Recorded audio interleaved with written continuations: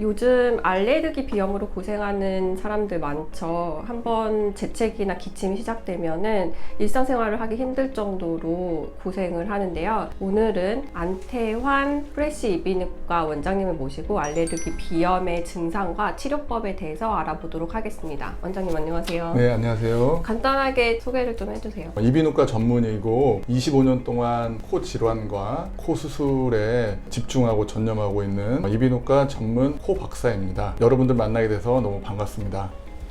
원장님, 저도 알레르기 비염이 있거든요. 네네. 근데 정말 고생이에요. 우선은 이런 비염 증상이 도드라지는 게 어떤 것들이 있을까요?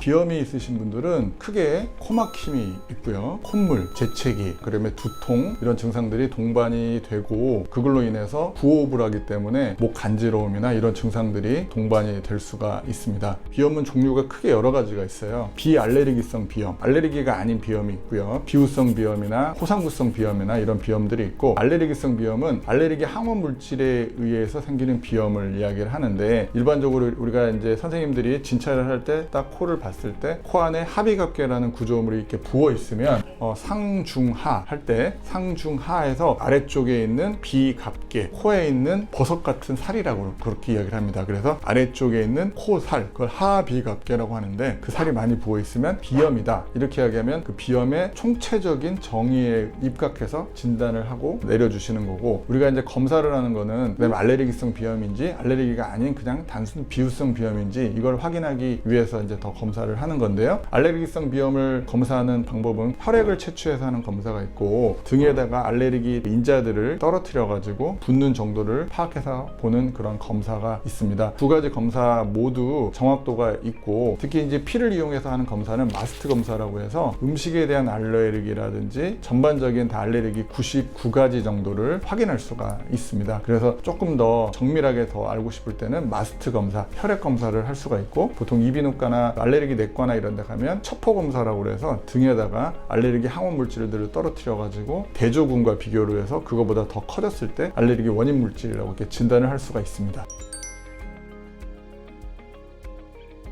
알레르기 치료는 크게 4가지가 있습니다. 우리 흔하게 약을 먹죠. 항알레르기 약제를 먹어서 알레르기가 물질이 돌 때 좀 억제를 시키는 방법이 있고요. 두 번째는 알레르기 검사를 해봐서 내가 안 맞는 알레르기 물질을 찾으면 그거를 피하는 요법입니다. 회피요법. 세 번째는 우리 제일 흔하게 하는 수술적 치료입니다. 그러니까 알레르기 반응하는 그 합의갑계, 그 구조물이 너무 많이 커져가지고 너무 심하게 반응을 할 때는 그 합의갑계라는 그 구조물을 좀 줄여주고, 코 안에 있는 그 비중경 연골이라고 있는데 그게 너무 한쪽으로 휘어서 좁아져 있는 경우에 그 좁아져 있는 공간을 넓혀주는 그런 수술을 하는 수술적 요법이 세 번째고, 네 번째는 면역치료라는 게 있습니다. 이 면역치료라는 거는 우리 예방접종하는 거랑 똑같아요. 어떤 물질이 들어오면 거기에 대해서 면역을 만들어주기 위해서 처음에 0.1, 그 다음에 0.2, 0.3 줘서 우리 몸에서 탈감작이라고 하죠. 어떤 물질에 대해서 반응하지 않게 면역을 좀 만들어주는 그런 4가지 치료가 있습니다. 그 4가지 치료를 써서 보통 우리 알레르기 치료를 하는데, 증상에 맞게 어떤 심한 정도에 맞게 치료를 일반적으로 하고, 이 알레르기가 왜 완치가 안 되냐면 우리 몸에는 보호 기능이 있어요. 어떤 알레르기 물질, 바이러스, 세균 이런 것들이 들어왔을 때 우리 몸에서 그거에 대해서 반응을 안 하면 그 나쁜 물질들이 결국 가슴으로 들어옵니다.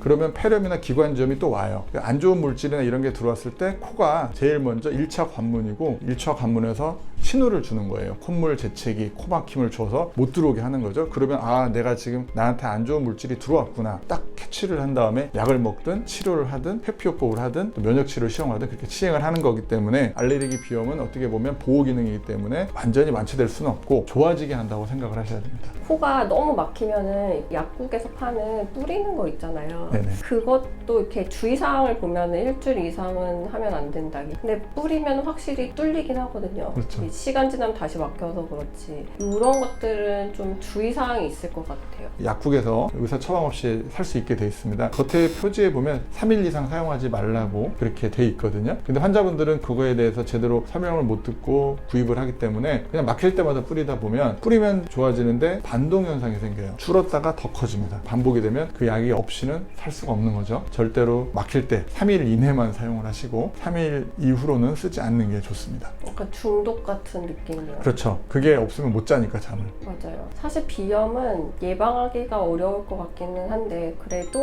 예방법이라든지 아니면 평소 관리법이 있으면 간단하게 세수를 적어도 2번은 하잖아요. 아침에 일어나서 1번 하고 자기 두 전에 번씩이나 해야 돼요? 저녁에 주무실 때 클렌징 하시잖아요. 가끔 요즘 못할 때 근데 이제 그때는 술 많이 드셨을 때 그러긴 하는데 코도 마찬가지로 똑같이 공기 중에 노출이 되기 때문에 굉장히 안 좋은 그런 항원 물질이나 먼지나 뭐 바이러스나 이런 물질들이 코에 많이 점막에 붙어 있어요. 그래서 자기 전에 생리식염수, 죽염이나 이런 걸 사용하시면 오히려 부비동으로 혹시 들어가면 삼투압 현상 때문에 축농증이 유발될 수도 있습니다. 그래서 생리식염수, 우리 몸의 짠 맛과 똑같은 0.9% 노말 셀라인이라고 하거든요. 아니면 약국에서 파는 세척액이 있어요. 그 생리식염수를 이용해서 세척을 하면 우선은 너무 막 과하게 할 필요도 없고 그냥 입구 쪽에 넣어서 이렇게 쓱 손으로 해도 되고 뭐 주사위 같은 걸로 해서 하면 그 더러운 것들을 싹 씻어낼 수 있어서 아무래도 비염이 잘 생기지 않고 그걸로 인해서 이제 코감기나 이런 게 생기지 않을 수가 있습니다. 꼭 생리식염수로 가지고 세척을 하는 방법은 우리가 코 질환을 예방할 수 있는 아주 좋은 방법입니다.